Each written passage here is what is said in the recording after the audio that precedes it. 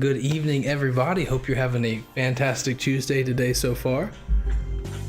All right, we got issues with our soundboard here. Live TV, guys, what are you gonna do? Let's try that again. Good evening, everybody. Hope you're all having a fantastic Tuesday. Hope you're having a fantastic Tuesday today so far. Oh, I know exactly what we're doing here. All right, we got issues with our soundboard here. Simple fix. There we go. All right, all better. You live and you learn every day. You know, every time you get on the live stream, something different happens, whether you have a chat or you don't have a chat or have just some technical difficulties, but that's all right. We grow and we live. I hope everybody's had a fantastic Tuesday today. My name is Sensei Long. This is my instructor, Master Aughtry. How you doing, guys? How you doing this evening? Yes, sir. We've been training together for a long time. You've been teaching me since I was about 15 years old. Yes, sir. I'm currently 28, so we have developed a lot of respect for you, sir. We've had a lot of classes together. You've taught me how to teach. You've led me in the ways of being a man and growing up being a husband and a dad and all that stuff, and I do appreciate it. And over the years, as the relationship is cultivated, I now get to sit down and have the honor to just talk to you and pick your brain and everything. Thank you.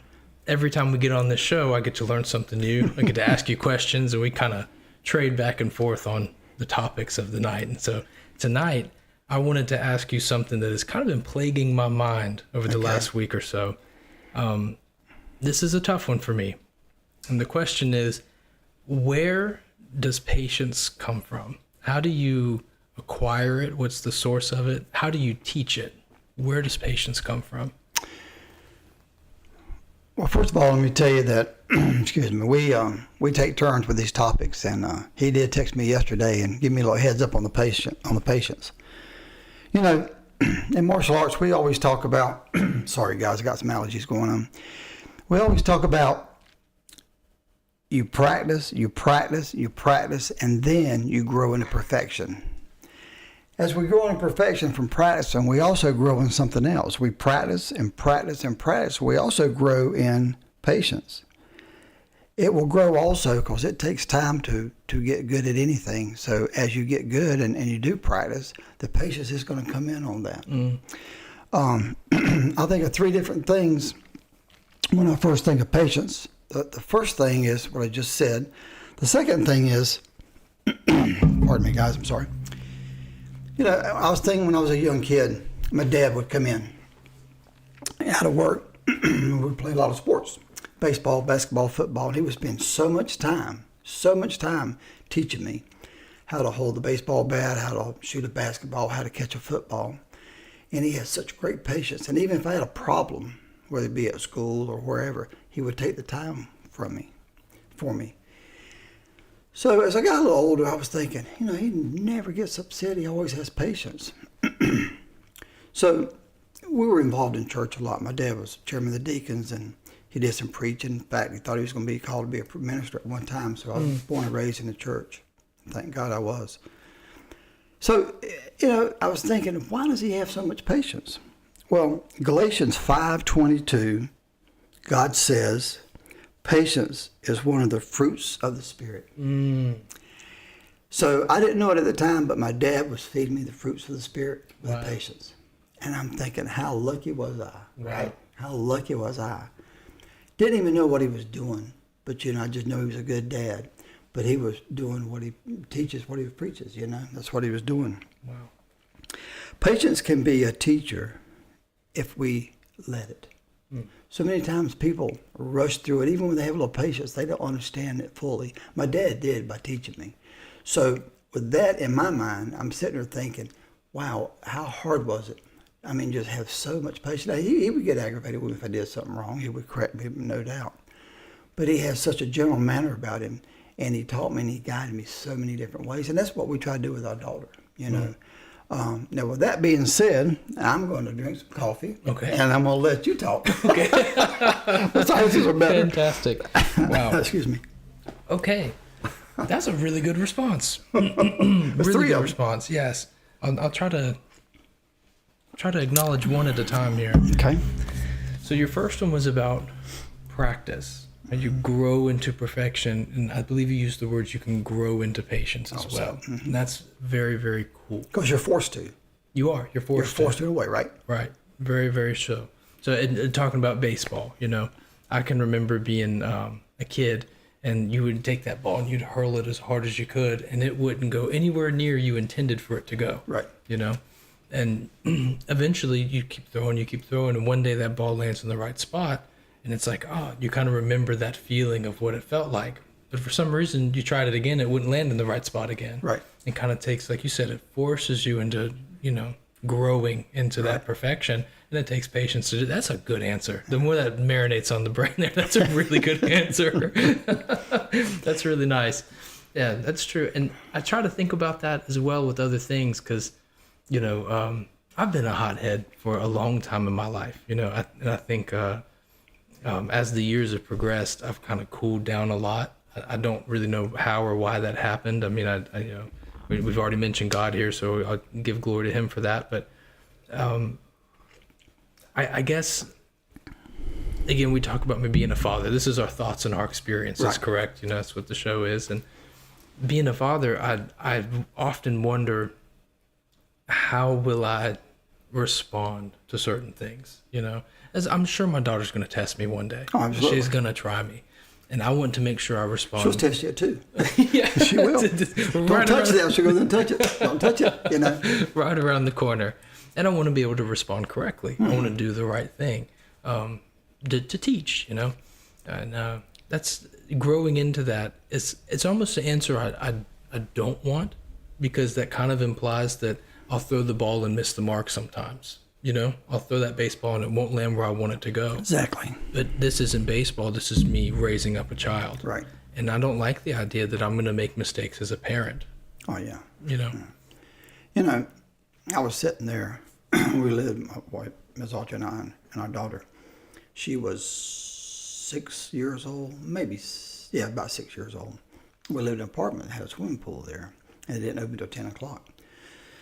So we were sitting there, and she said, Daddy, can we go swimming? I said, yeah, let's go over there. Summertime, it was hot. We got there about 10 till. We sat on the steps while they're waiting for them to do the pool. The lady has to come, the real estate lady or the realtor lady, leasing agent. So anyway, a Coca-Cola machine was sitting there. And I said, Daddy, can we get a Dr. Pepper? I said, sure. So we got a Dr. Pepper, and I got me a Coke and got a Dr. Pepper. And when I hit Dr. Pepper, 2 came out. Ever tell you the story? Yes, sir. I know this. Two came out. Boom, boom. And she said, Dad, we got a free Dr. Pepper. And I was like, no, we didn't. And so I'm trying to be like my dad. Right. I explained to her, look, now, this isn't ours. We only paid for 1. We got 2. So what do we do? She says, I don't know. I said, so when the lady comes, I forget her name, we'll give it to her and give it back to the Coca-Cola guy. She said, Daddy, that's a good idea. I said, so let's do that. And she's excited about it. Right. We're doing the right thing. I go through this long spiel that it's not ours. We got to be honest. You got to do this. Right. So I'm like, yeah, my dad would be proud of me, right? So I'm sitting there. I'm drinking my Coke. She's drinking Dr. Pepper, and the lady pulls up. She goes in the little office. And I'll go in there, and Kelly walks in there with me. I said, you know what? I said, we bought drinks out here, and I said, this one came out. So we want to give it to you. I meant give it to you to give to the... She said, well, thank you. She opened that thing, started drinking it.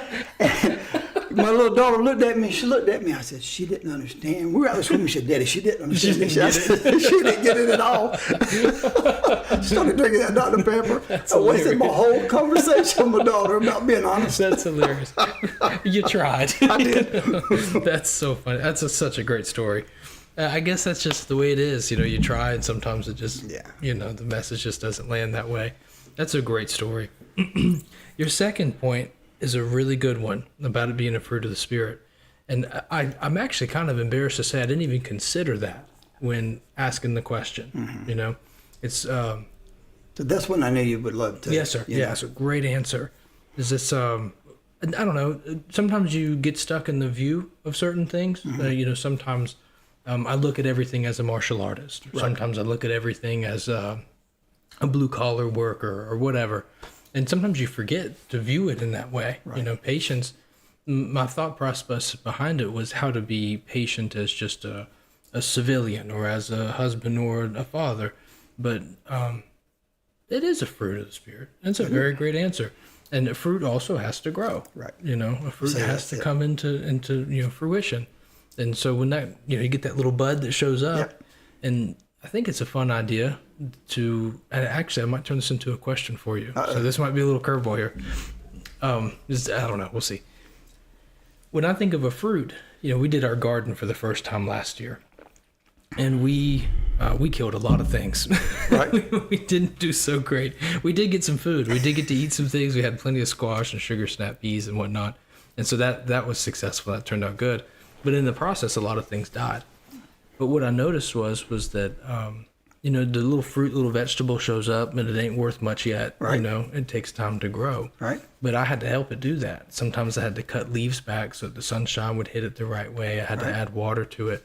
So when you have, I don't know, we can call it a student, a prospect, anybody out there that you see that's got a little bit of patience growing, you see that little bit of that fruit starting to grow. Okay. What can we do as martial arts instructors, fathers, whomever, husbands? How do we help cultivate that fruit? How do you help it grow? Well, let's talk about a student first. Sure. So you're telling me they're showing a little bit of potential. Mm-hmm. They're starting to flourish, Right? and you want them to continue. Yes, sir. Okay. This is something I believe in all my heart, and I've done it my whole life, is you just got to keep them on the path that they're going. Mm-hmm. If they're starting to flourish, they're on the right path. Mm-hmm. Right? Yes, Correct? sir. I mean, if it was a fruit that had the right sunshine, right water, and everything, you wouldn't change anything. Sure. I wouldn't change anything in that student. I'd just give them more encouragement. Right. Now if they're not doing as good and they're not coming to class and they're starting to fall behind, not testing for belts, or getting upset, that's totally different. But if they're starting to go, that's where we get back to having patience. Right. Just let it go. As long as they're on that same path. Good answer. And that's what I would do. Like I say, I've taught quite a few students, and I've seen every walk of life I have seen, and I hope I have. But the thing is, the good students are the ones that are making progress. They're happy. They're happy at their home life. There's nothing going on. Now, it's a difference if they're going down that good path, everything's going good, and all of a sudden it just stops. There's a problem at home usually. Right. There's a problem at school, at home, or if they're older, boyfriend, girlfriend, or something. Honestly, I used to hate when students got brown belt at 14, 15 years old, because they get 16, they get a license, they're gone. Right. They don't want to get that black belt. And they used to just, man, you've been here 4 years. One more year, you can test for your black belt. Mm-hmm. But that's a different story. Right. But if they're on that path, I say just let them stay on that path. Yeah. Wow. Great answer. Yeah, that's very, very true. You get to a place where if it ain't broke, don't fix it. So that's a good answer. I got a question for you. Hopefully I have a good answer. Let's say you have a student. Mm-hmm.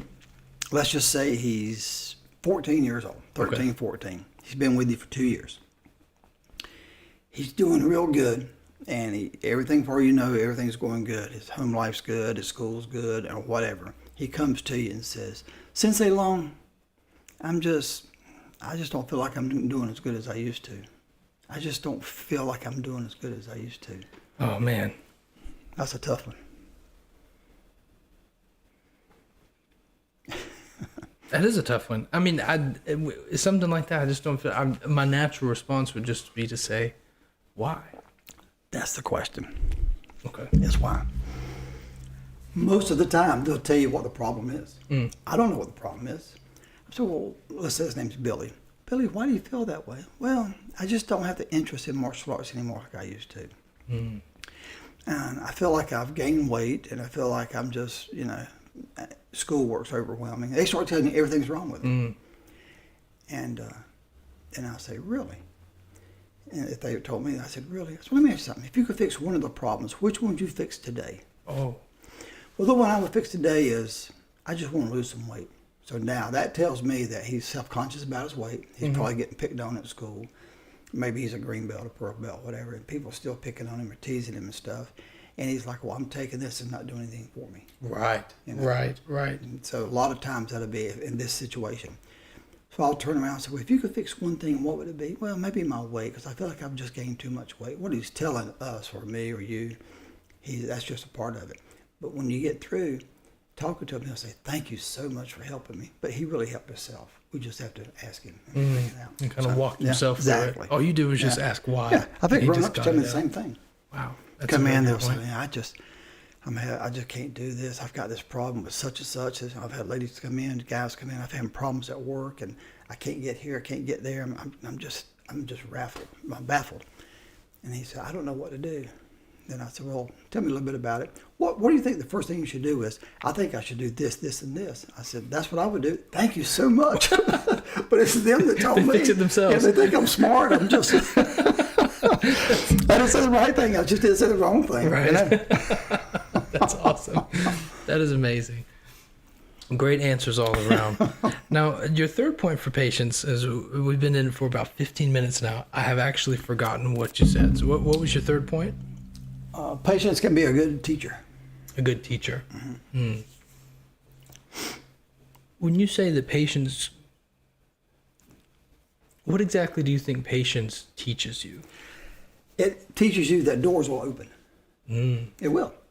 You know, if you sit there and you have enough patience, I'll tell you, me and Ms. Aughtry, about 3 years ago, you know this, we decided to move down to the beach. Right. We were going to sell this beautiful house, and we were going to go to the beach.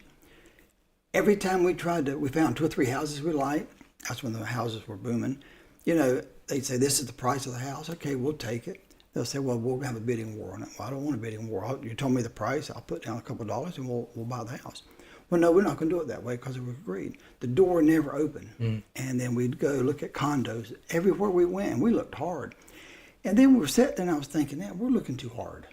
You know, and we both said that. We came back home and said, this is home. And this is where we want to live. Right. Great neighborhood and stuff. But the doors never open, and that's what it is. You know, doors are open if you have the patience. Wow. You know, I'm not saying I would never move, but I mean, we have no plans to move out of this neighborhood. This is a great place. Yes. You know? Yes, sir. So, by the way, hey, Pool Mike. We have good neighbors. Yeah, good neighbors. Yeah, that was one of my favorite decisions you ever made, was to stay here. Yeah, You guys drive down to the loved beach? that idea. I know you guys always did want to go there. That was something you've always done. Yeah. But you guys met at the beach.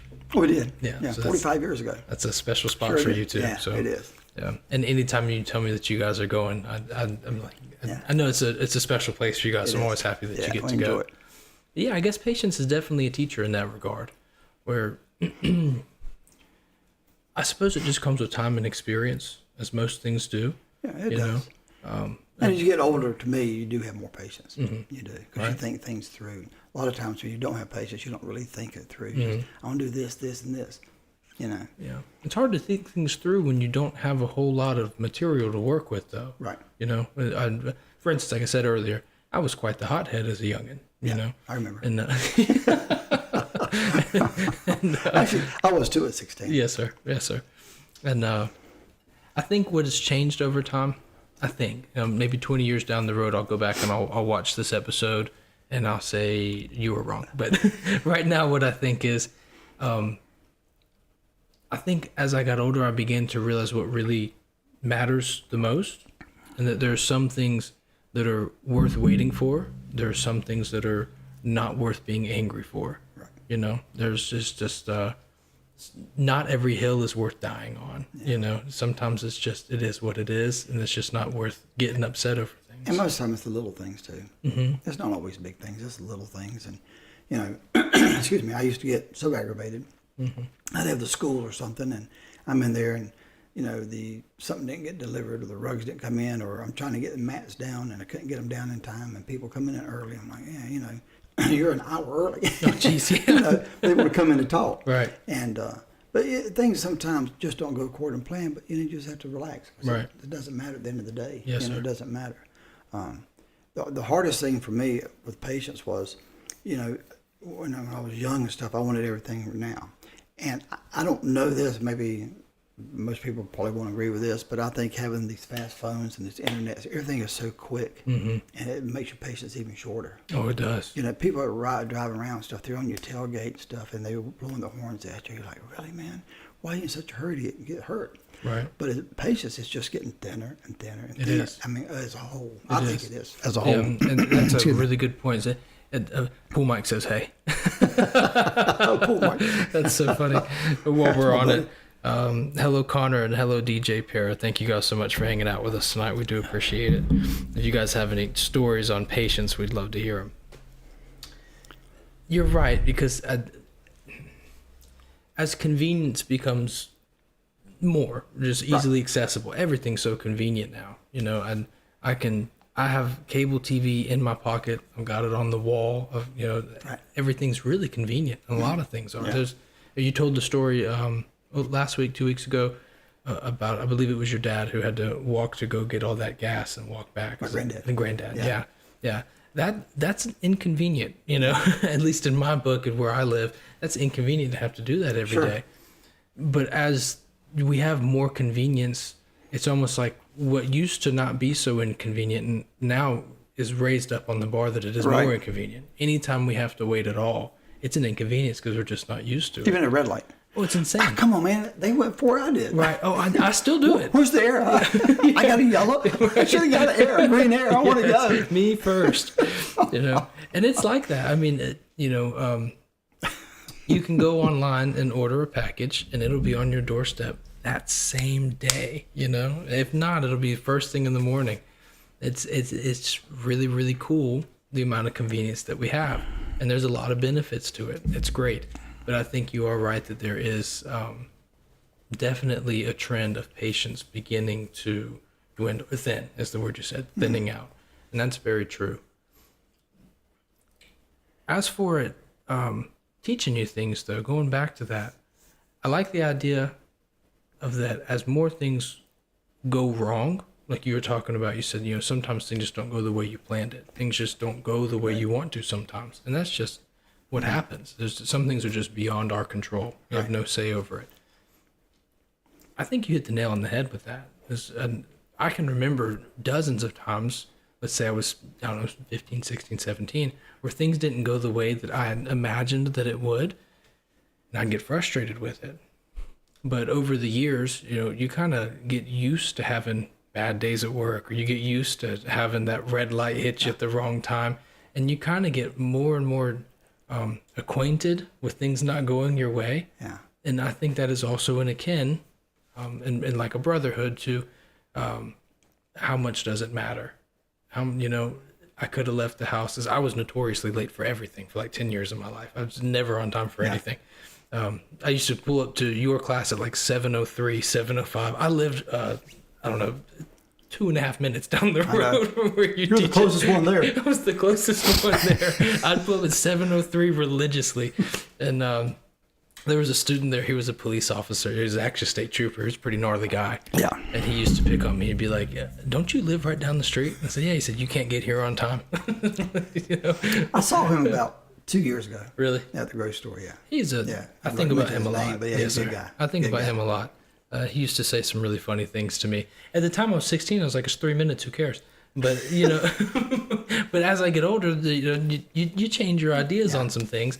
And, you realize that there is a high likelihood that something's going to go wrong. Where we live in our state, we have an interstate, 77.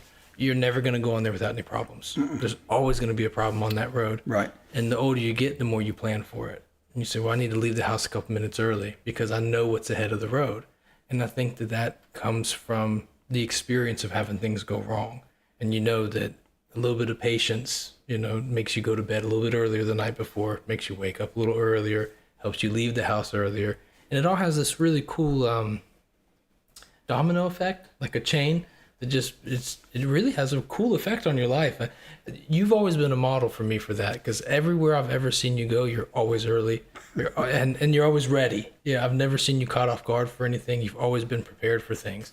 And I always thought that was like the coolest thing, is that, you think about a martial arts instructor, you think about somebody who's a master in the martial arts, and there's always this certain ambiance that comes with that character that people think of, and you always just filled that role so well. Always clean, always well taken care of, always on time.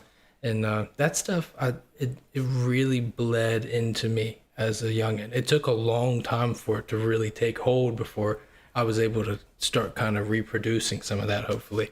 But I always noticed it, and I always thought it was really, really cool. I'd never seen anybody live life like that, And so, that being said, that's why I thought it'd be a cool question to ask you. How do you teach patience? Because you did it. You did it. And I was curious, how do you do that? You know, the thing is, for me, is you're talking about things that don't go even or go well sometimes. They always go, if one thing happens, something happens right behind it. Something happens like 2, 3, or 4 times in a row. If you have something wrong with your house, you got the door messed up, the air conditioning goes out, and the fire pit's not working or whatever, the TV goes out. You always have 2 or 3 things to deal with. It's not usually just one thing. Always. It's like 2, 3, or 4. Pardon me. We just get tested all the time. Right. That's what that is. Yes, it's just a test to me, you know. Yeah, that's a very good. I think that's a healthy way of looking at it. You know, just like a test. You know, that's a very martial arts response to that, and it's just a test. How well can I handle this? Let's change those gears a minute. Sure. Got a question for you. Okay. You got 2 students walk in your school. Mm-hmm. Good day. They're sign up right here. Got 2 uniforms for you. We got 2 students walk in your school, and they're both 12 years old. Okay, and they sign up. Right off the bat, the first class, one starts getting a little bit jealous of the other one. Oh, jeez. It's gonna. I don't know if it's happened to you yet, but it's gonna happen. That happens all the time. It could be adults too, but I'm just saying 12-year-olds. Yeah. It happens more with adults.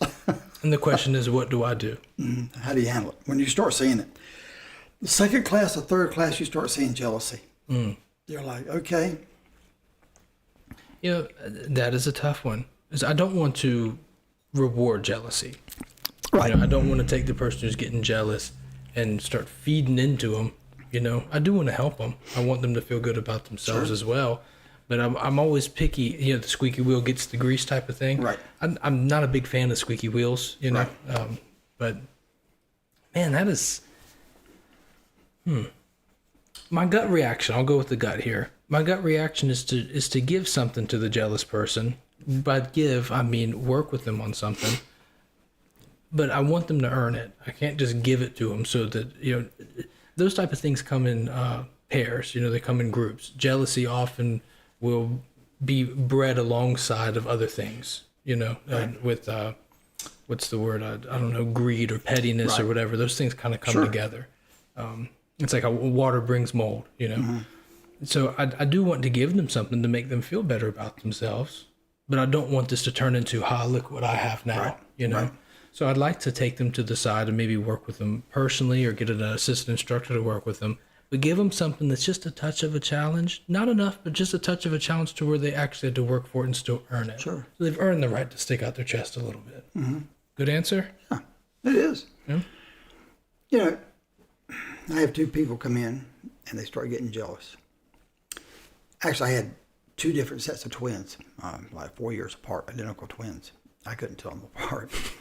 I really couldn't. Anyway, had the names of uniforms all the way I knew. So they started getting jealous of each other. This was years and years ago when I was first school I had Matthews. So I didn't know what to do. And I thought, you know, how do I handle this? So I carried them in the office, both of them. They'd only been there for like 3, 4 weeks. I started getting jealous. I set them down. I had a little bench in the office there. I said, boys, I'm going to talk to you about something. Yes, sir. I said, you are going to be better than him next week. Wow. I said, but guess what? He's going to be better than you in 2 weeks. Oh. You're going to be better than him in 4 weeks. He's going to be better than you in 6 weeks. I said, that's the way it goes.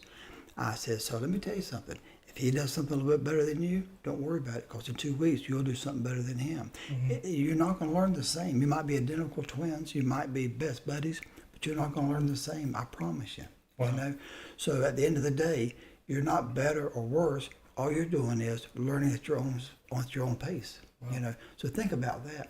And it seemed to work. You know, I just told him, you're going to be better than him next week. And he was like, see there? In 2 weeks, he's going to be better than you. Right. Oh, man. Right. Wow. That's so just a little talk. Yeah, you know? That's really, really good. Keep your eye on your own path, you know, focus on you. Exactly. That's really good. That kind of goes back to what you're saying about, you know, if you kind of testing yourself. How well can you do? How well can I do? That's funny. You know, you're very right on that. That does happen a lot, especially when you're a white belt, yellow belt, you expect other people to outperform you. It's kind of expected, you know. But there were times for sure, getting up there, brown belt, first degree, you'd see there's just some things you pick up like that, you know, and you're not doing it perfect, but you feel okay. Right, You know, you feel all right. And there's other things like, man, I am lost. And you look around, it's like somebody else is doing it well. And you're like, what am I missing? You know? And one good thing about your schools, though, is that you always had this, you called it this no ego. There's no ego in the school. Right. So we had a really great environment there where if we saw somebody who was doing it well, we were encouraged to just say, hey, can you help me out? Right. You know, and people would do it. It was not uncommon at all for, especially in the beginning, for white belt, yellow belt, for another assistant instructor to sneak up behind me, put their hand on my shoulder, say, let me help you out with that real quick. Put your hands over here. And they'd help you out for a couple minutes and walk away. But it does happen, though. Learning curves are definitely a thing. But you have to check people's ego. Because even though they watch it, they still have it. I used to, a lot of times, I'm sorry guys, I got some allergies going on here. But the thing is, I've actually taken purple belts, or even a brown belt, show them a technique and say, go teach that black belt over there. They're like, excuse me? I say, you can go teach that black belt this technique. Come here, I want you to teach him this. I'm going to show it to you. He's never seen it, but I'm going to show it to you. What it does, it makes him feel good. He's nervous, Right. but it humbles those black belts. Right. Just because you got a black belt, you know, you're not God's creation. Exactly. To walk on water. You know what I'm saying? Exactly. You're God's creation, but not to walk on water. But the thing is, you know, you have to keep everybody in check. You know, and as an instructor, we have to stay in check. Right.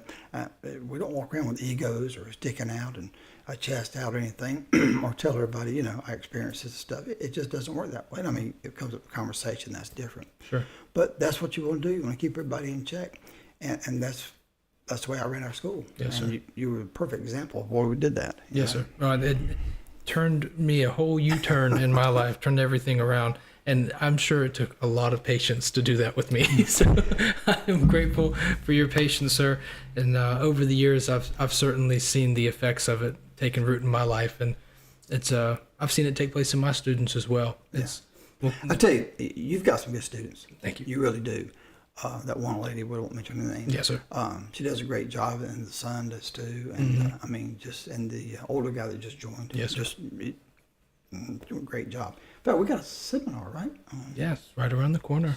Saturday. Yeah, March 15th. March 15th. Okay. Yeah, March 15th. Yeah. That's going to Don't be. forget that. Yeah, Ms. Aughtry, write that down.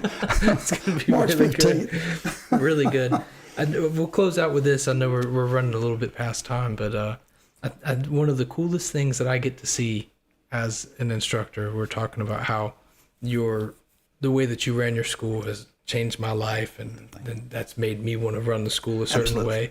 And I've seen it change other people's lives, numerous occasions, just great things happening. The funniest thing to me about it, though, is when I am standing back, watching the class, and I'll see somebody do something that I see you do.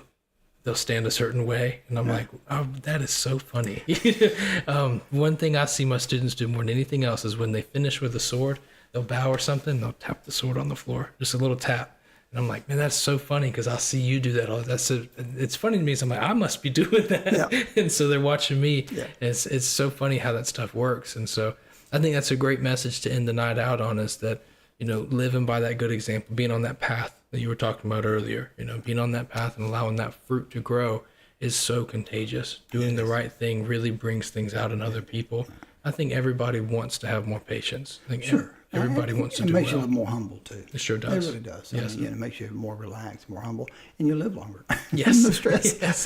Yes. It brings longer life. And next week in my life, it'll be your turn to ask a question. And I'm really looking forward to it. So this has been great. Cindy. Yes, sir. Yes, sir. This has been awesome. Sorry about the little technical difficulties in the beginning. That was a mistake on my behalf. But we learn every single week, and next week it's not going to happen. Yep. So, but guys, thanks so much for hanging out with us. One more shout out to Connor Rain, DJ Para, and is it Pool Mike? I can call him Pool Mike. Yeah, we'll call him Pool cool. Mike. All right, great. Yeah. Thanks, Pool Mike. We I got appreciate people you. to call him that. Okay. The reason we do that is he takes care of our pool. He does some great work. He's a good guy. Awesome. Good guy. Well, guys, thanks so much for hanging out with us. We will see you guys next Tuesday. Yep. Have a good night, guys. Good night, everybody.